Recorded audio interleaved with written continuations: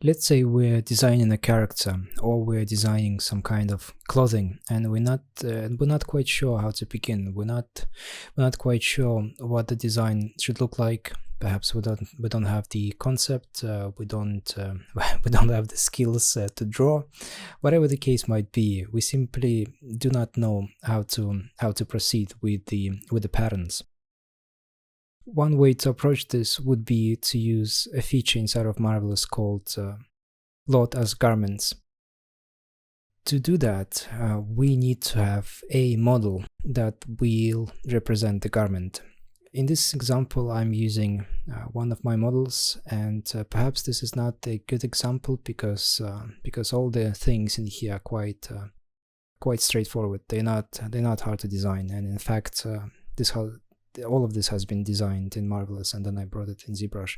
But let's imagine the character is based on some kind of sci-fi universe, or the design of the clothing is so different and so unique that there are absolutely no alternatives to it in real life. We don't really know what the patterns look like. We don't have the guide for those things. Or even something like this, if we are designing shoes, this feature could be also quite useful, because we can model the shoes, we can sculpt the shoes, we can do as many panels as we want, as many elements as we want. And once we're happy with that, once we trace the design, the pattern inside of ZBrush or in any other application, it could be 3ds Max or Maya, doesn't really matter, as long as we have a model that represents the design.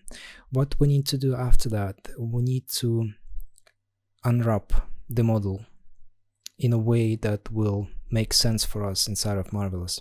So in this case, I will be using the pants, and I'm going to bring this into Marvelous to use this feature. It's a fairly basic pair of pants. There's nothing strange about them. I've used the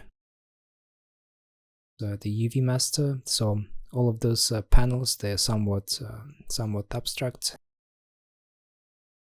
This is not how I would approach UVs if this was done for production, so please do not look this as a good example of the UVs.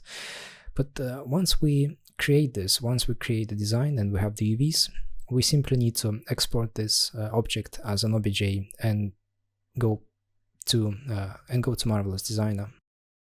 If you enjoy this content or find it useful, please consider supporting me by buying me a cup of coffee via the link in the description. Once we are in Marvelous, we need to go to File, find Import, and click OBJ. Once we locate the right file, we see the dialog, the options for the OBJ import, and we talk about all of those in another video as well. But the one that we're looking for is this one. It's called Load as Garment, and once we click that, we see this box called Trace 2D Patterns from UV Map. And once we click that and we make sure that the scale is correct, everything here is fine, the axis is fine, and all of those things, and we press OK, this is what we get. This is the representation of the object that we had in ZBrush. It's quite wobbly, it's quite chaotic on the edges, and this will be fixed once we simulate and once we have the avatar for this. But just to demonstrate what it did, those are the UVs. This is what happened in ZBrush when I pressed the UV master. As you can see, they're quite messy. There's no doubt about it. So if the UVs are done correctly, if everything is more or less traced properly on the UVs, this is the garments. This is something that we can work with. And even if this is not this kind of perfect garment for us, we can still use some features inside of Marvelous to simply trace the patterns, because we have the scale, we have the main shapes, so we can create a new garment altogether and simply match the design this way. And so this is again one of those features that is incredibly useful if we are struggling with the design, if we're not sure how to begin, where to begin, we can always do this first in another application and then do the UVs correctly and bring it in Marvelous.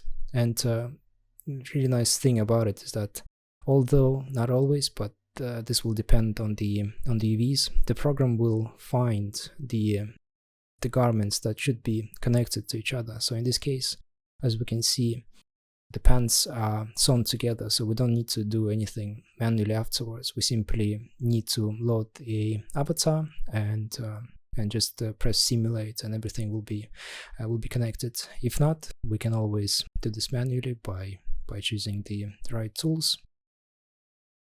But this is just to demonstrate the process, the principle behind this feature, and to show just how powerful it can be.